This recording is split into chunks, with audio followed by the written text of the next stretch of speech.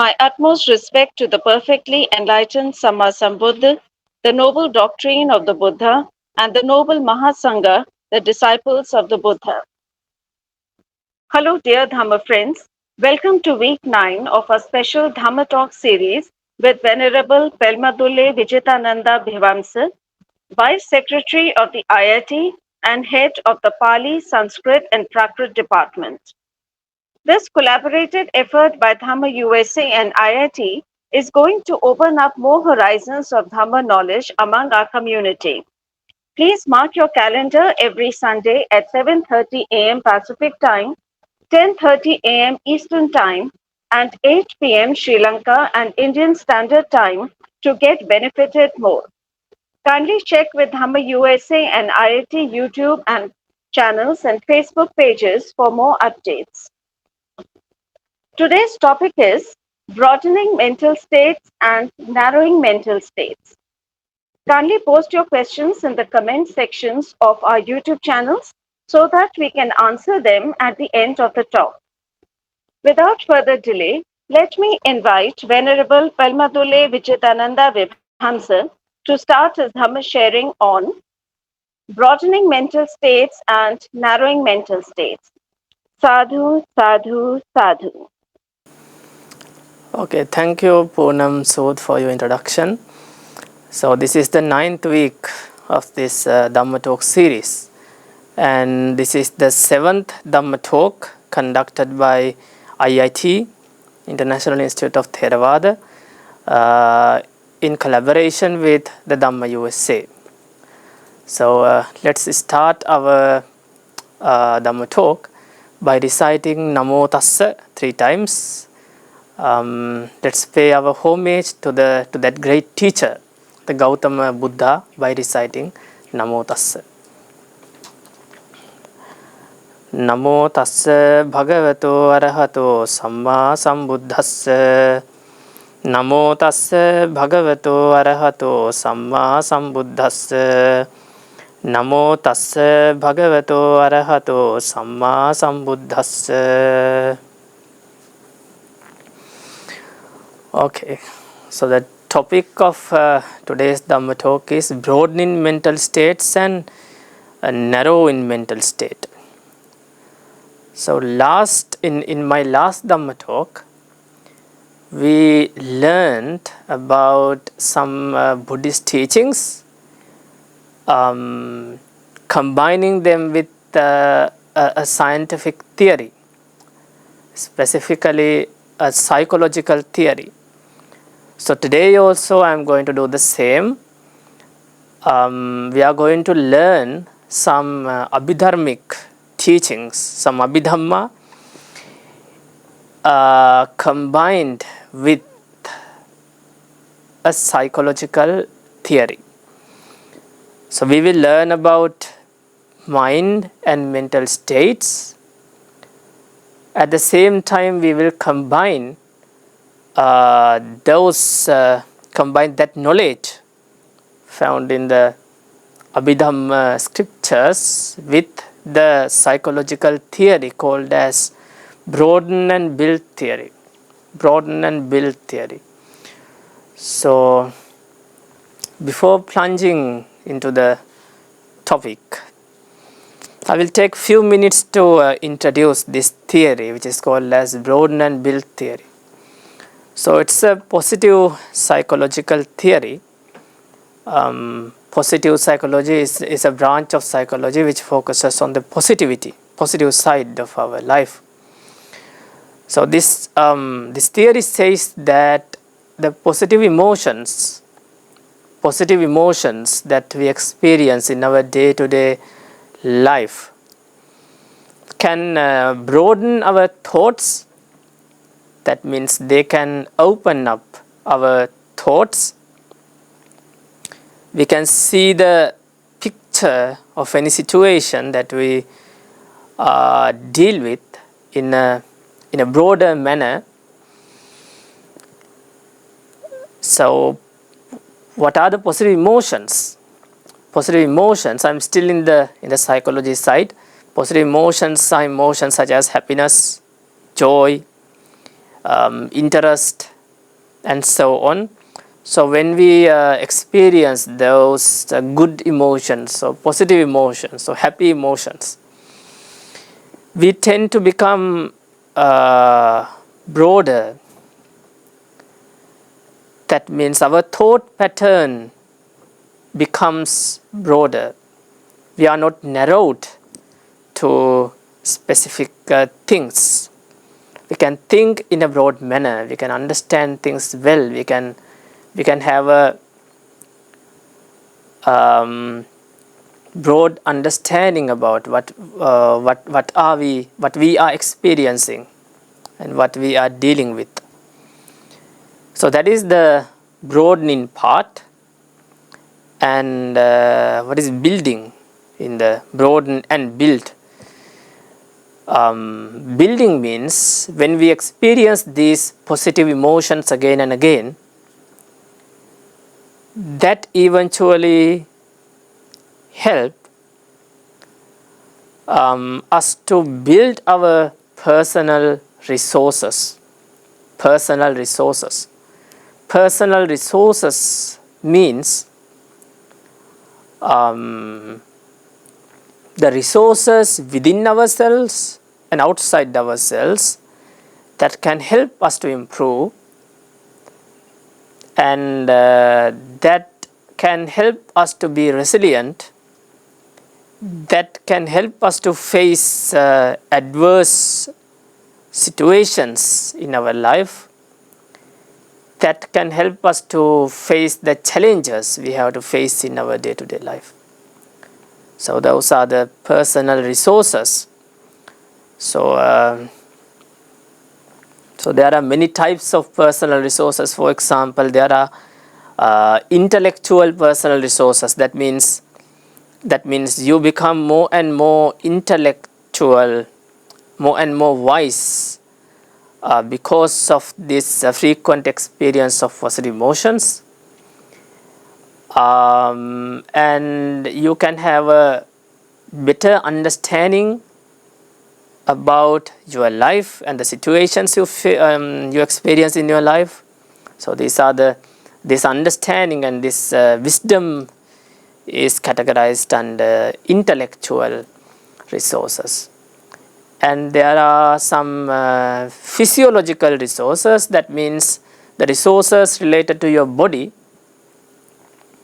So if you frequently experience good emotions, positive emotions, what will happen is that this will help you to be more healthy.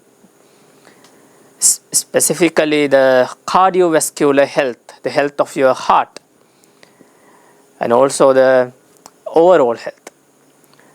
So this category is the physiological resources. Experiencing positive emotions again and again will help you to build physiological resources. You will be more and more healthy. And another resource is social resource. Social resources. That means because of this experiencing of positive emotions, you will have not all positive emotions, but there are some types of positive emotions that will help you to have more friends who can help you in when you have to face an adverse situation or challenge in your life. So these are called as social resources. So experiencing of positive emotions again and again can help you to build these resources. And when you have these resources with you, what will eventually happen is that whenever you feel upset or whenever you feel down, whenever you have to face an adverse situation in your life, you will not be completely down, because there are ample resources with you which can help you to come back to the normalcy. So this is the building effect of the positive emotions, broadening and building. So this broadening and building will help you to live a more happier life, healthier life, a flourishing life. These two effects will help you to help your well-being, overall well-being, and this in turn will cause many positive emotions to appear within yourself. So this is like a cycle. You have positive emotions, and those positive emotions help you to have a broader thinking pattern, broad thoughts, and they also help you to build your resources, and then you will have a very good state of life full of well-being, and this in turn will help you to have more and more positive emotions. So that is the circle. So so this is how this broadening is explained in positive psychology. And in our topic we have another part that is narrowing mental states. Narrowing mental state. What is this narrowing? Psychology also says that the negative emotions we experience in our day-to-day life have this narrowing effect, which means you will have a very narrow picture of the situation you are dealing with. If you are experiencing negative emotions, if you are in a negative mood, so for example, anger is a negative emotion. So when you are angry, you will have a narrow picture about the things that are happening. So that is a narrowing nature or narrowing effect of negative emotions in psychology. So these are the two opposite effects of positive emotions and negative emotions. So that is the brief explanation about the theory, what I am going to combine with our Buddhist teachings today. So in Buddhism, in Theravada Buddhism specifically, we don't have a term in Buddhist teachings or in the Abhidhamma Pitaka, in Abhidharma scriptures, that has the same meaning with the English term emotion. The Buddha has not categorized any mental state under the name of emotion. In other words, we don't have emotions in Buddhism. I mean, there are emotions. There are ultimately we experience emotions, but that name is not used. No mental state is labeled as emotions in Buddhism, in Theravada Buddhism.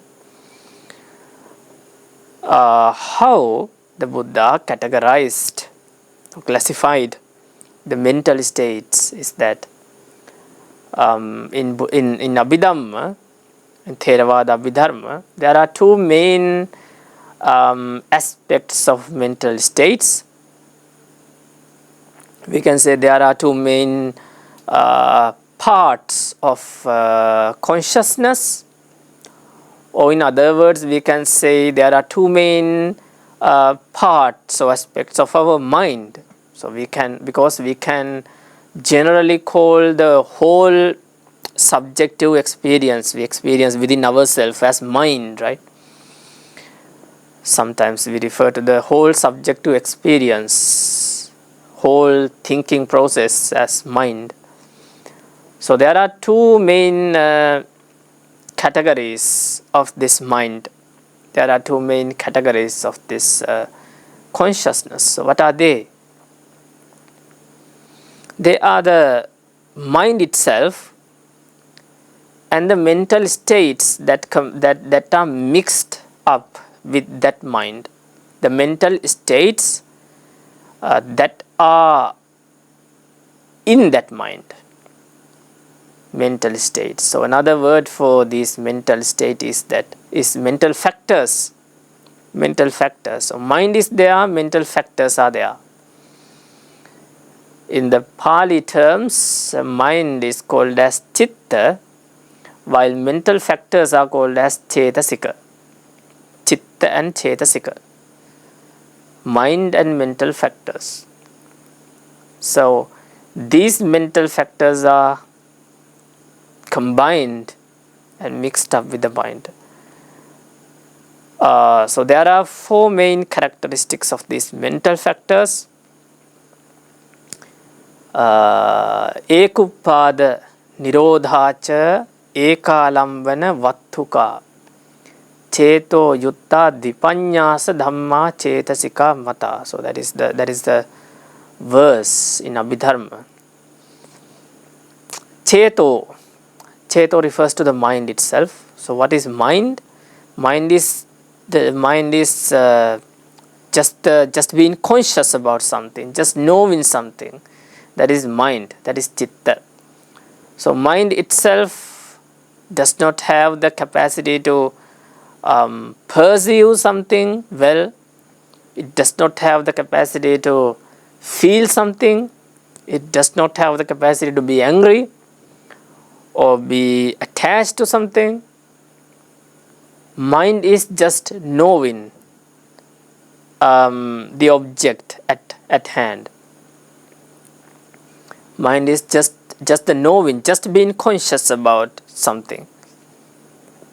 So all other experiences we experience in our daily life, such as anger, attachment, love, loving kindness, compassion, worry, hatred, doubt, all these are mental factors. They are categorized under Cetasika category, mental factors. So altogether there are 52 such mental factors, 52 in number. So the mind is there and the mental factors are there. So these are the two categories, two aspects of the mind, or we can also say two main components of the consciousness. So Ekuppada, these mental factors have the characteristic, have the nature to arise with the mind. So we basically have the understanding that mind is always there with us until our death, from our birth. There is this mind from the moment we were born until the death. So that is our basic understanding. But according to the Buddhism, according to the Buddhist teachings, mind does not last for such a long time. In fact, it does not last for at least the time of 1 second. It's very quick. It arises and perishes away in a very short time. So there is not one single mind, but there is a process of various types of minds. So when a mind arises and perishes away, and immediately at the same time another mind arises at the end of that perishing mind. So when this mind perishes, another mind arises at the end of that mind. So we do not experience two minds at the same time. We never experience two consciousness, two minds at the same time. When one perishes away, another mind arises. So that is how the mind is explained in Buddhism. And this is the This is called as impermanence or anicca in Buddhism. Impermanence. Nothing is permanent. Everything is impermanent because every reality, including the mind, arises and perishes away. So when the mind arises, together with that mind, some mental factors also arise. So the arising of the mental factors happens at the arising of the mind. So this is one characteristic of the mental factors. Another characteristic is that eka nirodha. Eka nirodha means they perish away at the same moment. When a mind arises and perishes away, all the mental factors that arouse with the mind perish away. For example, you have a mind appears within yourself, knowing somebody, and at the same time, if that person is someone you does not like, or someone you hate, then the hatred or anger, the mental factor called as anger, appears together with that mind, knowing that person and being angry with that person. And when that knowing perishes away, that anger also perishes away. So that's why we are not experiencing anger always. It arises and perishes away. So this is same with all other mental factors. They arise together with the mind and they perish away together with the mind. Eka lambana. Alambana is another word in Pali for arambana. Alambana and arambana are same. The meaning is object. Object means whatever the mind cognizes, whatever the mind knows, whatever the mind becomes conscious about. That external thing is called as object. It can also be internal. So whatever the mind knows, whatever is known by the mind is called as an object. For example, if you are looking at the computer screen or your TV screen at the moment, the colors in the TV screen is your object at the moment. And you are listening to this Dhamma talk now. So the sound you hear is the object of the knowing of that sound. And while I am describing these things, you are listening to the Dhamma talk and you are looking at the screen at the same time, and simultaneously you try to understand these things. You try to figure these things out. So when you try to figure the things out, you cognize those specific things. Like when I say the term mind, you cognizes the material, let's say the object called as mind. When I tell the term mental factors, you try to cognize mental factors. When I tell you anger, you try to remind or remember a moment when you were angry. And when I tell the term attachment, you try to think about attachment. So whenever a consciousness appears, there should be an object for the consciousness, because there cannot be a consciousness without being conscious about something. There cannot be a recognition without something being recognized. There cannot be a mind without an object. So the object of the mind is same with the object of the mental factors. Whatever the mind cognizes, the mental factors cognize the same object. So this is another characteristic of mental factors in Theravada Buddhism. The fourth characteristic of mental factors is that they arise at the same place where the mind arises.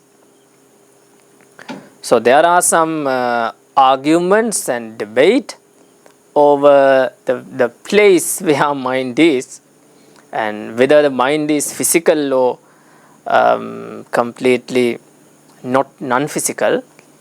So I'm not going to talk about those arguments. I'm focusing on Buddhist teachings.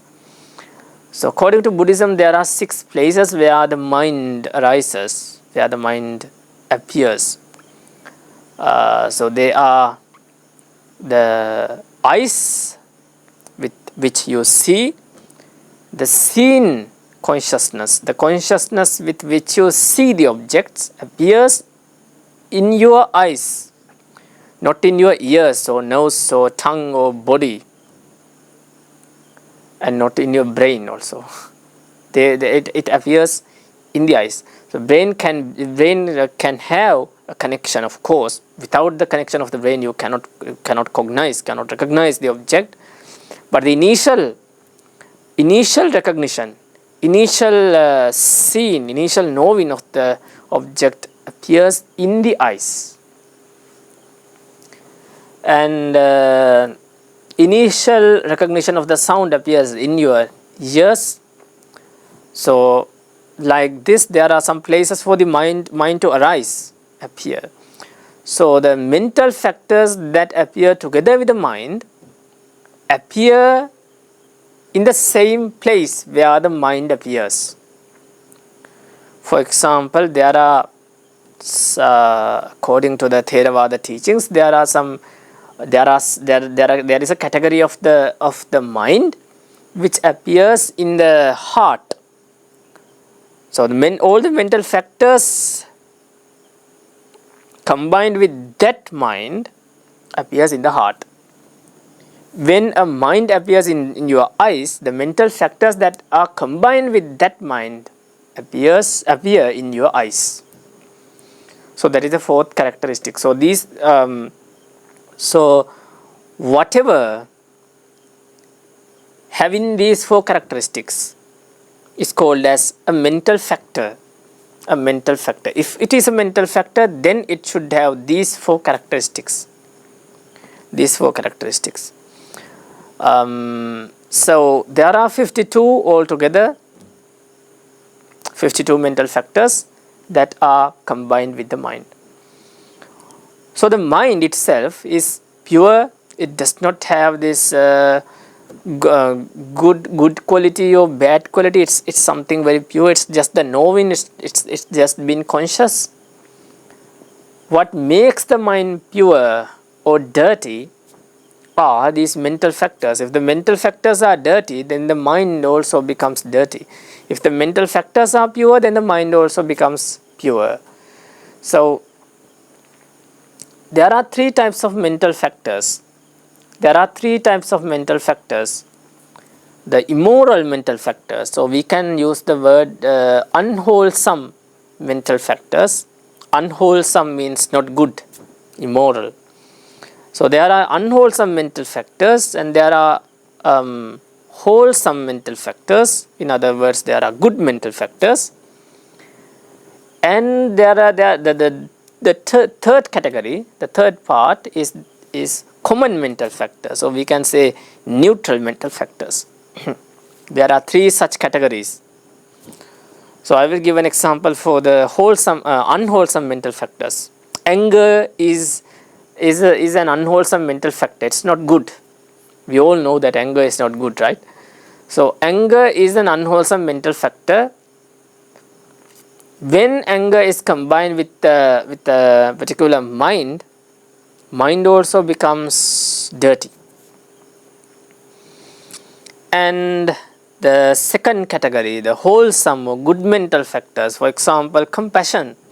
When you become compassionate about someone, you feel a very pure quality and a calmness within yourself, and the mind also becomes pure and calm and tranquil because of that mental factor. So those are the wholesome mental factors. The third category is the neutral or common mental factors. For example, the first mental factor of the 52, we call in Pali Passa. Passa. In English, it's contact. So to know whatever object, you should have the contact with that object. So this is a mental factor called as Passa. Or let's take another mental factor which is more obvious. Feeling. So feeling, I do not refer to the sometimes the English word feeling is refers to the refer to emotions such as love, and there are such emotions also, but not them. The feeling means the happiness or the sadness, that feeling in Pali it is called as Vedana. Feeling. So feeling is a common mental factor, neutral mental factor. It is not it is neither good nor bad. But this category, the third category, I told them common mental factors, right? So when these common mental factors are mixed with unwholesome or wholesome mental factors, the first category and the second category, they also become unwholesome or wholesome. So the third category, common mental factors such as feeling, have this ability to mix with these unwholesome and wholesome mental factors. And when they are mixed, they also becomes unwholesome or wholesome. But these unwholesome and wholesome, the first category and the second category, can never mix. They never mix. They are always apart from each other. They do not arise together, or even an unwholesome mental factor does not arise immediately after wholesome mental factor. Same with the wholesome. It does not. Those mental factors do not arise immediately after unwholesome mental factors. So they are far away from each other. They do not mix. But the common mental factors have this ability to mix with the first and the second categories. And when the common mental factors are mixed with the first category, unwholesome mental factors, they also becomes unwholesome. They also become bad. And when these common mental factors are combined with wholesome category, they also becomes wholesome. They also become good. So these are the three types of mental factors taught in the Theravada Abhidharma, Theravada Buddhism. So what we are going to do now is to focus on that narrowing effect and the broadening effect. Right? Narrowing mental factors and broadening mental factors. So these unwholesome mental factors, so let's say unwholesome mental states, not only mental factors but together with the mind, all mental states which are unwholesome are taught in Buddhism as having this narrowing effect. There is no single word in Buddhism to mention for this narrowing effect, but there are hundreds of suttas, hundreds of discourses of Lord Buddha which teach that these unwholesome mental states have this narrowing effect. For example, let's take the unwholesome mental factor Chetasika called as Lobha. So I'm focusing on the unwholesome states first, and then we will move to the wholesome states. In other words, we will focus on the narrowing effect first, and then we will move to the broadening and building effect. So when we take the emotion or the mental factor called as lobha is the attachment. this is always an unwholesome mental factor. This is always bad according to Buddhism. This is immoral. So think of a time where you were attached to someone. If you are attached to someone, this attachment or this craving for someone, clinging to someone makes you narrow down, can makes your thought pattern narrow down. So this is how sometimes we tend to see the person who we love, the person who we are attracted to, as the most attractive person in the world. Right? So that cannot be true. There are many attractive and many beautiful people in the world. There are thousands of such people, but when we are attracted to someone, we are so narrowed down to that person, that object we are attracted to, so that we see that person as the most attractive person or most loving person in the world. So this is the narrowing nature of the lobha, attachment. We want to make that object ours by doing whatever it takes. We are so narrowed that some people commit crimes because of the person they are attached to.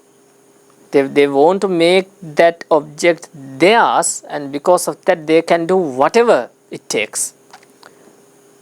Maybe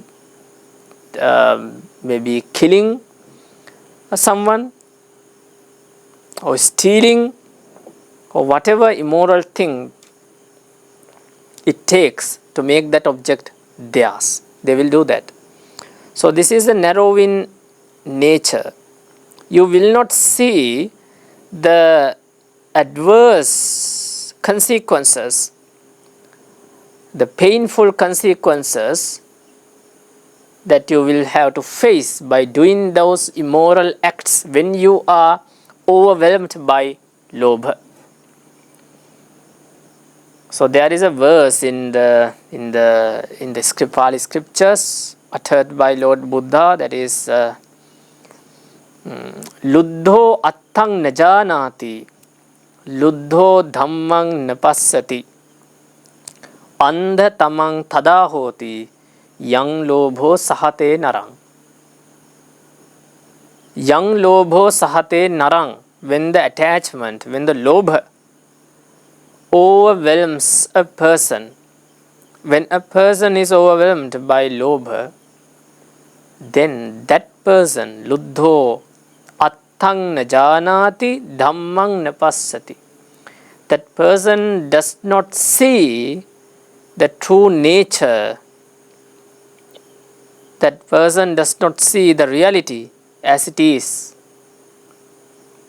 He does not see the reality because of the lobha. Lobha has this narrowing nature that can hide the reality from us. Andha tamang tadahoti. At that time, you will be like a blind person. You will not see the things well. You will be like a blind person who cannot see the nature in front of their eyes because he is blind. So when you are overwhelmed by lust or the other forms of attachment, we use many names. We label them in different names, but all of them can be categorized under the term attachment, because lust is also a type of attachment. A craving for something also is an attachment. Love is also an attachment. Love of course have different stages. Loving kindness is also referred to as love in some cases. So love should be differentiated It should be categorized under wholesome and also under unwholesome mental factors. But what I wanted to say is that there are several names for this attachment, but all of them can be categorized under the term attachment. So no matter which category, which part, which aspect of attachment, you will be narrowed down by this attachment, and you will not see the true nature as it is.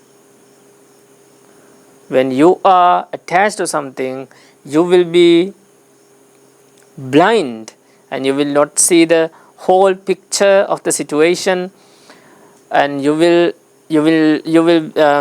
have that urge within yourself to make that object or person yours, or to have that experience which is pleasant, to see that to see that picture, to see that scene which is pleasant, to listen to that sound which is pleasant. So whenever the attachment appears, it has this narrowing nature, but the extent to which you are narrowed depends on the extent of your unwholesome mental state. If it is very strong, if you are experiencing robust unwholesome mental factors, then the narrowing effect will also be robust. It will also be strong. And if it is weak, if the attachment is weak, then the narrowing also will be weak. For example, if you are just attached to let's say you are attached to a person, but that attachment is not that strong. You have a mild attachment to someone, then you will not be that blind comparing to a situation where you were attached very much, and you will be able to see the picture, see the situation to some extent, and you will be able to make a better decision. But if you are attached very much, then the narrowing effect will also be there very much. So that's about lobha. Let's take another mental factor, dosa, hatred. Hatred is also in this first category, unwholesome mental factors. Dosa, anger, hatred,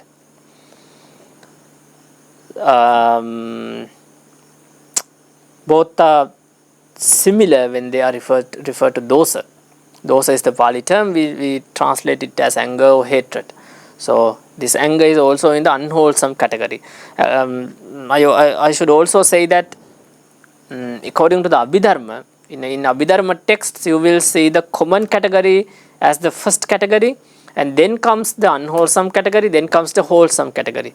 But in today's Dhamma talk, I took the unwholesome category first, and then wholesome category, and then the common category. So when you are angry about someone or something, you will be narrowed down. Your thought pattern will be narrowed. You will need to retaliate that person for what he did, and you will not see the consequences at that moment.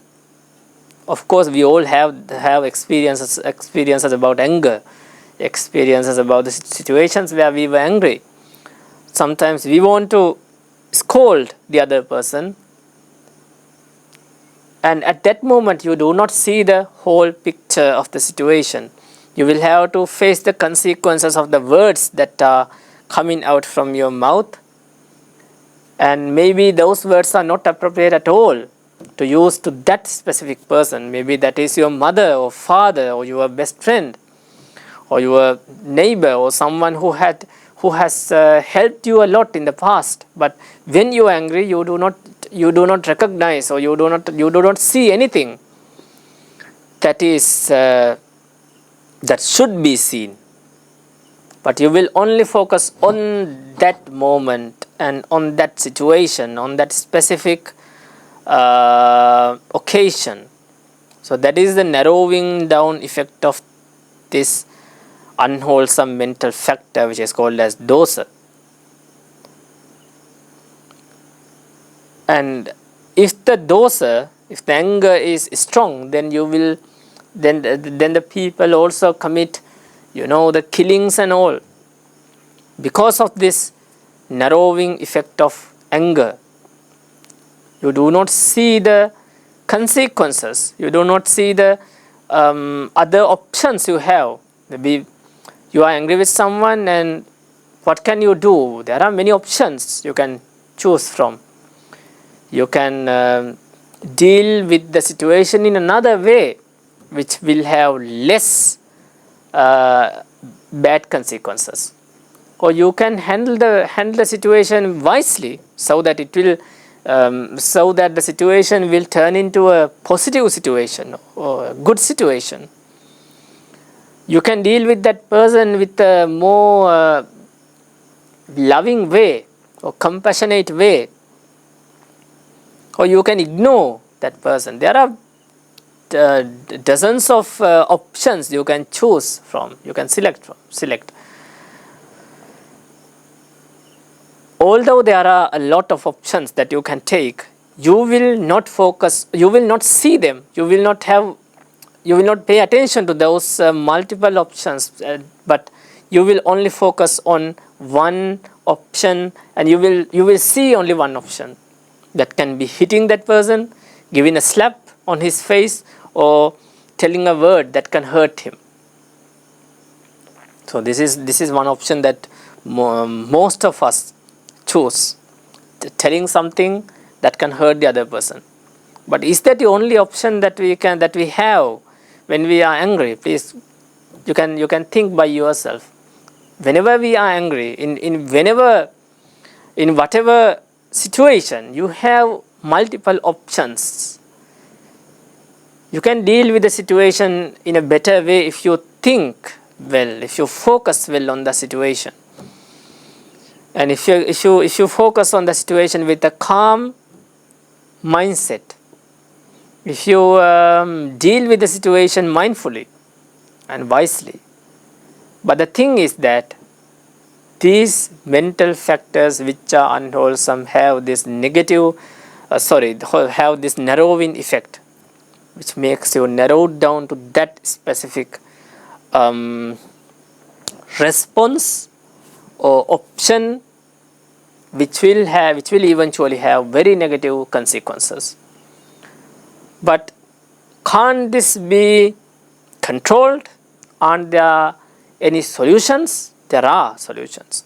Even though these unwholesome mental factors have this narrowing effect, if you understand this well, if we understand the narrowing effect of these unwholesome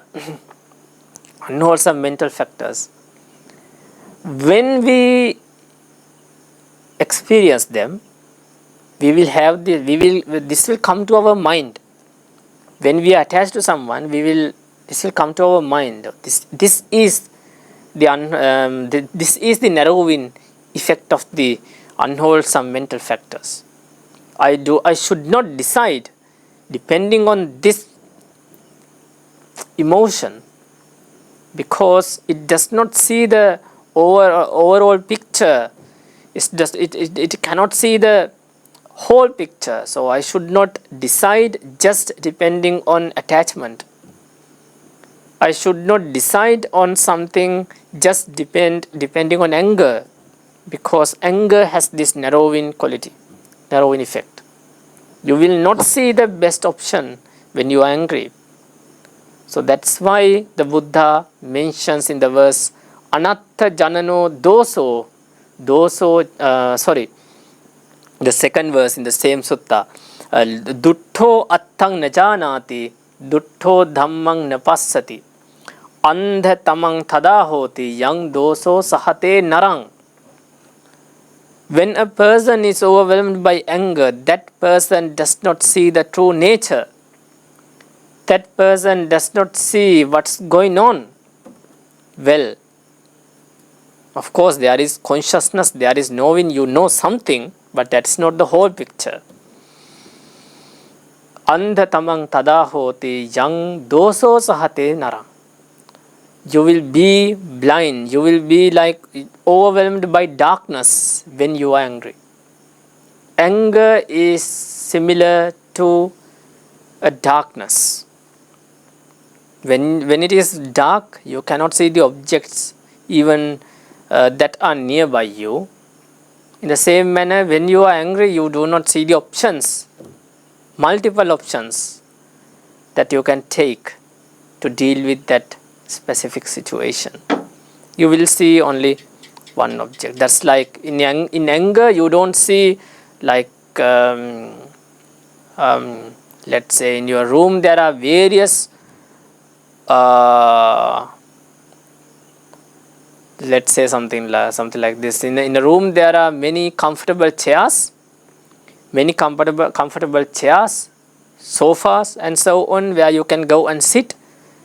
But what is nearby you is a very uncomfortable chair. It is broken. After you sit there, you can fall down. But still, you cannot see the comfortable chairs in the same room. But you can only recognize the chair nearby you, because you can touch it, because it's nearby you. So you will choose this chair to sit, and you will sit on that chair, and you will have very bad consequences. There are many comfortable chairs in the same room, but you do not see them because of the darkness. The same explanation or the example goes with the moment where you are angry. You do not see the multiple options you can take to deal with that specific situation, but you see only a very let's say narrowed option. That is the nature of these unwholesome mental factors. They are like, they narrow you down, and also they narrow the options which are there. So you will see only one option, which tend to be tend to have many negative consequences. So that's about dosa. And altogether there are 14 such mental factors. So I'm taking one by one from them. I'm not going to talk about all unwholesome mental factors, but let's take another mental factor named Issa. Issa is the envy. Envy.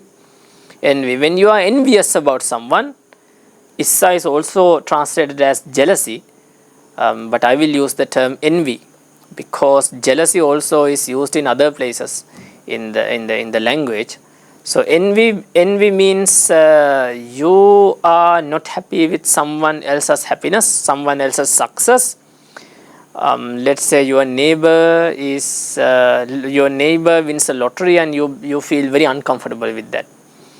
Or your friend passes an exam, and exam which you did not pass, you will feel very uncomfortable about that. Or let's say if a person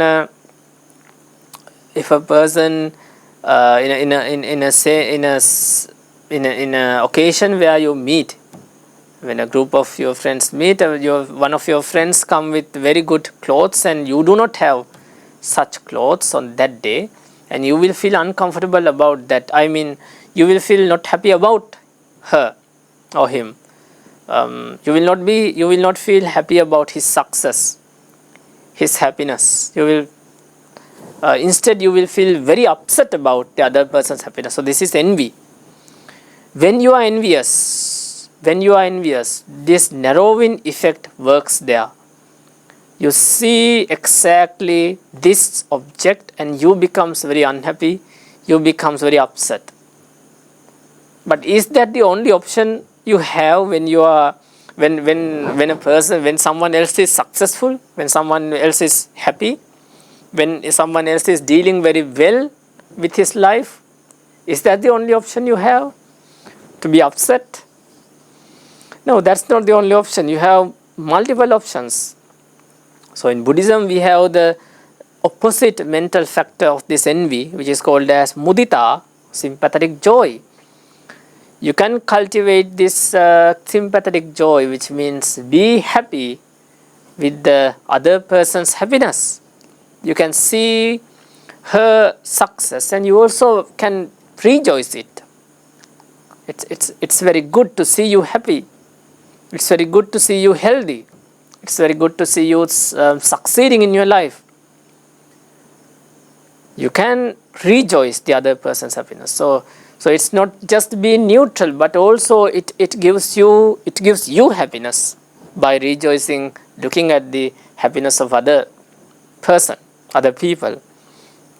So this is a very good option to deal with other people's success. But what we normally do is that what normally happens when this envy appears in our mind is that we are narrowed down to that object and we do not see anything else. We just see that other person is succeeding and you are not succeeding. Something bad is happening with you and something very good is happening with that other person, and you feel super upset about the situation, and you become anxious and you become sad. So that is the nature of issa or envy. And let's also take another mental factor, worry. We have the Pali term kukkucca, worry. When you are worrying about something, I would rather say regret, because it's obvious than worry. When let's say you made a mistake and you are regretting about that. So can regret beneficial for you? Can be in regret change that past situation? You made something very bad. Let's say you hurt someone who you love, and now after some hours the regret comes to your mind, and you think the whole day, you think about this scene, this occasion, this situation, and you regret about that whole day. So no matter you regret for 10 hours or 24 hours without doing anything else, can you change the past situation? You cannot change it. Will that situation change because you are regretting without doing anything? Because you are crying whole day on your bed, lying on your bed and regret? It will not change. Will you have the strength to make things better in the future because you regret? No. Just being regret does not make you strong. It rather makes you weak. But still, don't we regret? We do regret. When we do something bad, when we did something badly, when we were not able to make something well, when we make a mistake, we tend to regret. At that moment of regretting, if I come to you and tell this story about regret and tell you to just forget it and focus on something else, or read a book or watch TV, it will be very difficult to convince you because of the narrowing nature of this unwholesome mental factor. You will be so narrowed to that exact situation and you will not see other options you have. Of course, there are many options when you do something bad or when you make a mistake. There can be ways to make that mistake. To change the situation. So what you have to do is you have to sit quietly somewhere and take a book and a pen, and maybe you have to brainstorm how you can change the situation, who you can consult. or what you should Google and search that can help you to change the situation. Or if there is no way to change the situation, then you can learn a lesson from the mistake you made. Regret will do nothing. It's just hurting yourself, but still we tend to regret. So what we have to do is we have to understand this nature. We have to understand this characteristic or this nature of the unwholesome mental factors. They can narrow us down. They can narrow our thought patterns down. And because of this narrowing effect, we tend to make very bad decisions, very weak decisions in our life. And this is a very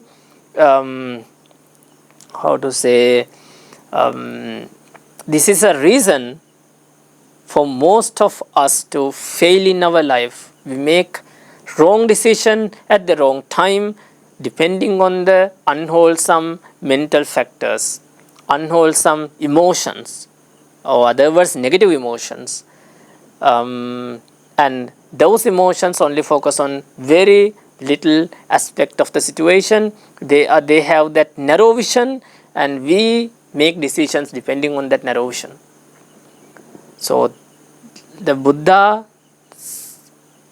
mentions this as being blind and not seeing the reality well when you are overwhelmed with unwholesome mental factors. And let's move to the wholesome mental factors. So there are 14 mental factors altogether. I took only 4 of them: the lobha, dosa, and then issa and kukucha. Attachment, then anger, then envy, and then the regret. So you can think about other unwholesome mental factors also, and you can apply to yourself. You can think about a time when you were in unwholesome mental state, and try to figure out how these unwholesome thoughts behave. They behave in a narrowing manner. But in contrast, the wholesome mental factors have this broadening effect. That's what we mentioned in the topic as broadening mental factors. Wholesome mental factors can broaden your vision.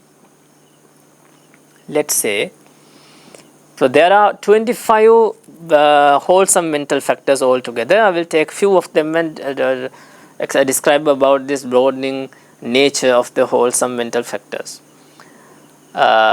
Sati, mindfulness, is the second second wholesome mental factor.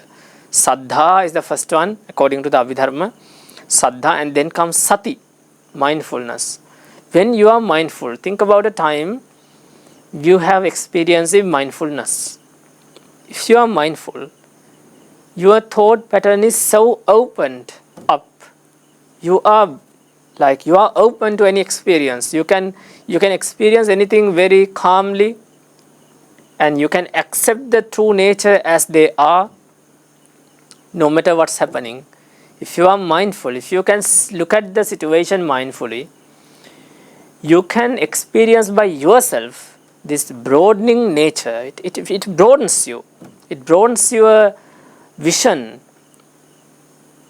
When you are dealing with the situation mindfully, you can see the whole picture of the situation. You will have the we call it bird's eye vision, right? Like a bird looking down from the sky. It can see the whole picture. Likewise, if you are mindful and if you focus on the situation mindfully, you will see the whole picture. So mindfulness have this effect called as broadening. And then take another mental factor. Let's say loving kindness. If you are full of loving kindness, if you are dealing with someone with loving kindness, it's broad. It's not narrowed like the attachment. When you are attached to someone, you will want to make that person yours. Let's say if that person talks with someone else, then you will that scene will hurt you. You will have to worry always about that person, and you will be restless in your mind thinking about that person. Whole thought pattern will be narrowed. But think about loving kindness. It does not have all these worries. Loving kindness does not make you worry about someone. There can be a like little worry about your family members and others, but that's also because of the attachment. If you truly love someone, I mean with loving kindness, with genuine loving kindness, there will be no worries. Worry will not be there. It's just wishing the happy to the other person. It's just wishing the other person to be happy, to be healthy, to succeed in life. And if he does not succeed, you will maybe you will feel like you want to help him, or you can focus on the ways you can help him, but you will not worry, or you will not be that sad, and you will not be narrowed, but you will feel that broadening effect within your mind. You can see the whole picture if you have true loving kindness. Same goes with compassion. If you are compassionate about someone, you will have a broad picture about the situation. You will think about the ways you can help the person to get rid of the adverse situation. Right? So this is a broadening nature of the mental wholesome mental qualities. All the wholesome mental qualities have this broadening nature. They broaden our thought pattern. We can see the whole picture when we experience the wholesome mental factors. So the thing is that if you want to make good decisions in life, if you want to spend a life wisely, what we have to do is we have to cultivate these wholesome mental factors. When we frequently experience wholesome mental factors, our mind will be broadened. Our thought patterns will be broadened. We always will be able to see the whole picture of every situation, every occasion we face, we deal with. And we will be able to make better decisions. The decisions won't always be best. I wouldn't say that, because those decisions will be those decisions will be the best. I mean, the decision you make depending on the wholesome mental qualities will be the best decision at hand. I mean, you will choose the best option among all other options you have at the moment.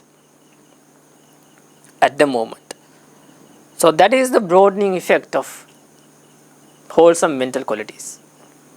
So when you frequently experience these broadening wholesome mental factors, what will eventually happen is that your personal resources will be built.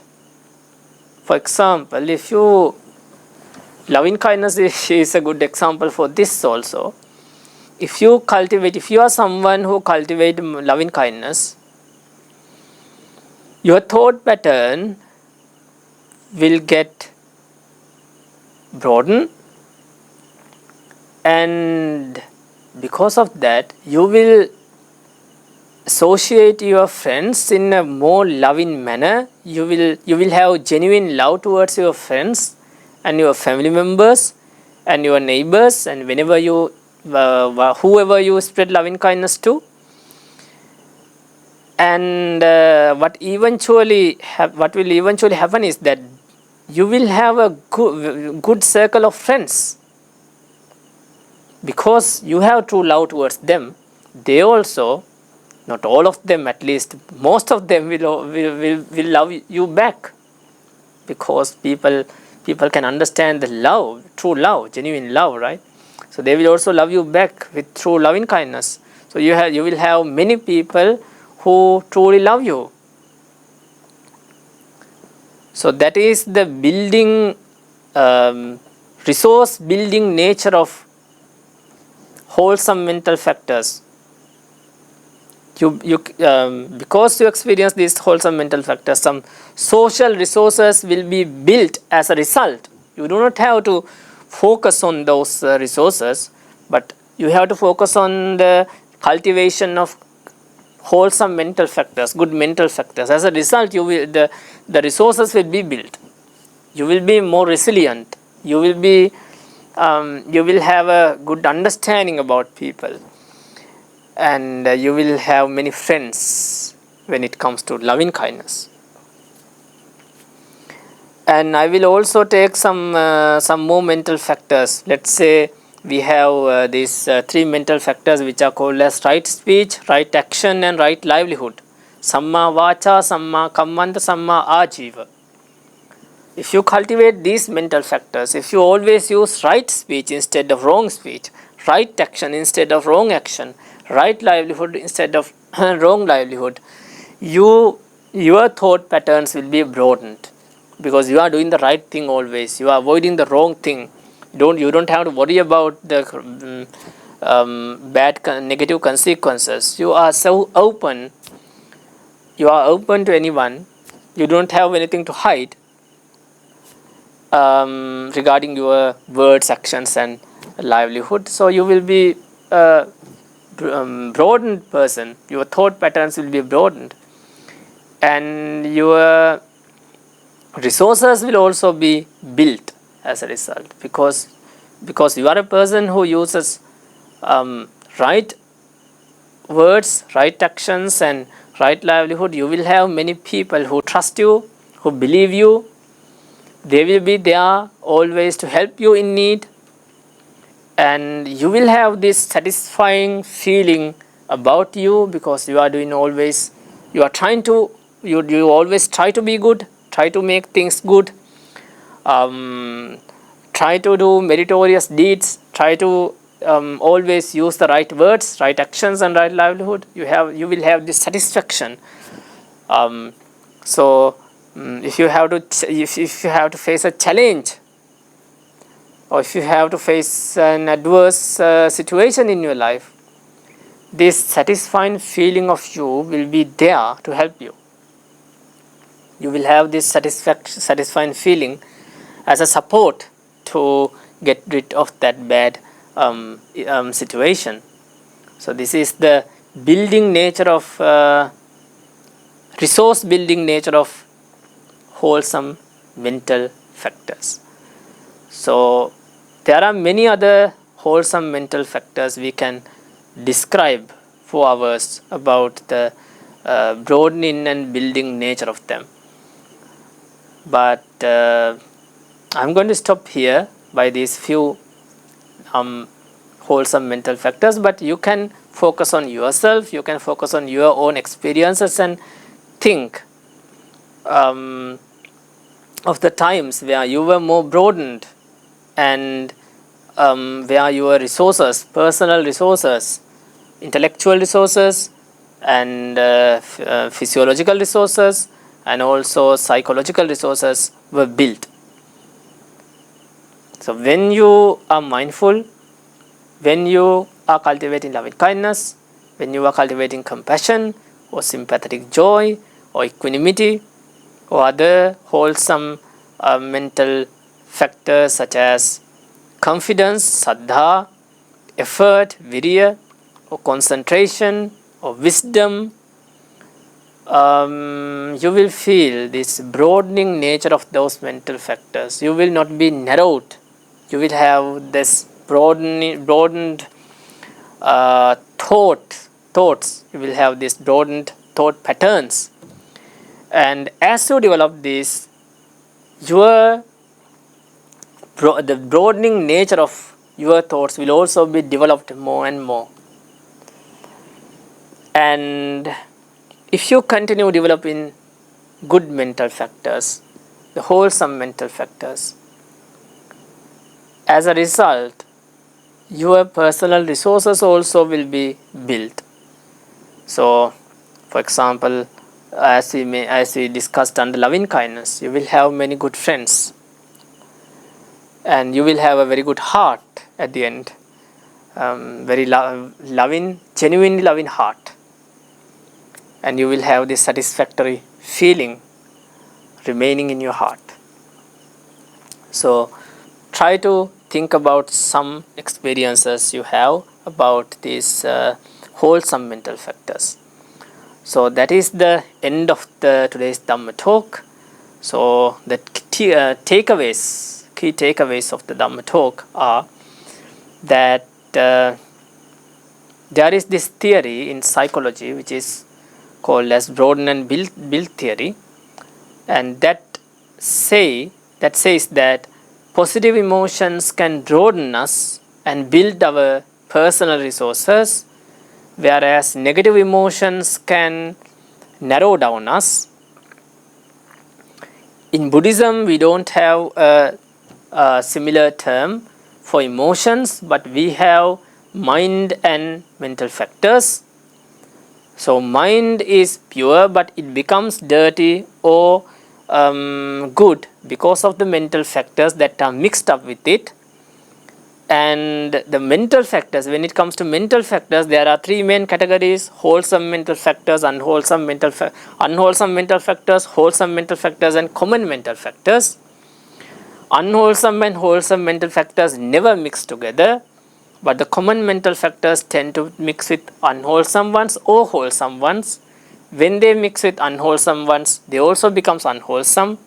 When they mix with wholesome ones, they also becomes wholesome. For example, feeling or effort to do something, or the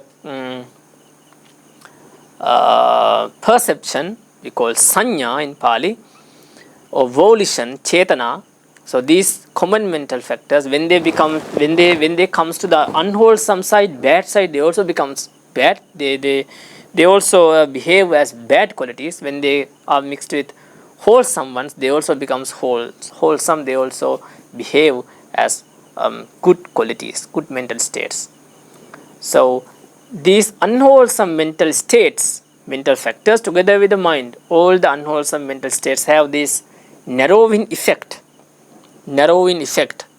So that is mentioned and described by Buddha in hundreds of suttas, but there is not a single word used for that narrowing effect as we have the narrowing word in English. But that nature is described in hundreds of suttas by Buddha. We becomes blind, we becomes very narrowed when we experience negative emotions, so unwholesome mental factors, and we become broadened, we become open up to the situation. Our thought patterns become broadened when we deal with good mental factors or wholesome mental factors. And as a result of experiencing these good mental factors again and again, our personal resources such as physiological resources will be built. We will be more healthy. And our psychological resources will be built. We will be more resilient to the adverse situations. And our intellectual resources will be built. We will have a good understanding about the situations than before, and we will be able to deal with the situations well, wisely.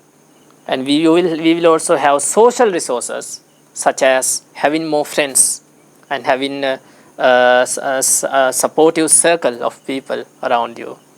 So this is the building nature of wholesome mental factors. So this was also a combination of the Lord Buddha's teachings, Lord Buddha's Dhamma, with the modern theory, which is called as Broaden and build theory. So what we can observe is that the Buddha in his teachings 2500 years ago, 25 centuries ago, has explained these natures very well, but they are not open to the world. But something very interesting is there, still to mention, That is this broaden and build theory, which is a positive psychological theory, introduced by the psychologist called as Barbara Fredrickson. So, in her experiment, what she used as her experiment is loving kindness. She made some people to cultivate loving kindness, and then she examined the results of the loving kindness cultivation practice. So that's how the theory also came to the world. So there is this connection with Buddhism, but what I wanted to say is that the teachings of Lord Buddha are so clear, and they are true even after 25 centuries of his passing away. So that is the end of today's Dhamma talk. It's time for questions. If you have any questions, you can raise. Thank you so very much, Venerable Pelmadole Vijitānanda Vibhansa, for this profound speech on broadening mental states and narrowing mental states.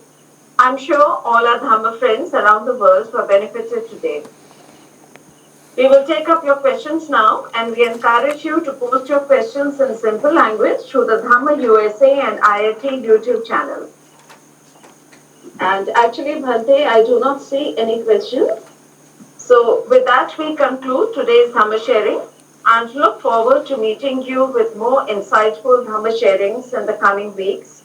Let's keep our palms together close to our hearts and pay respect to Venerable Parmadole Vijitānanda Vibhansa with 3 sadhus.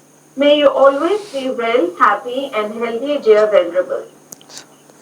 Sabbe thiyo vivajjantu, sab rogo vinasatu, mate bhavatvantarayo, sukhi digayu ko bhava. Sadhu, sadhu, sadhu.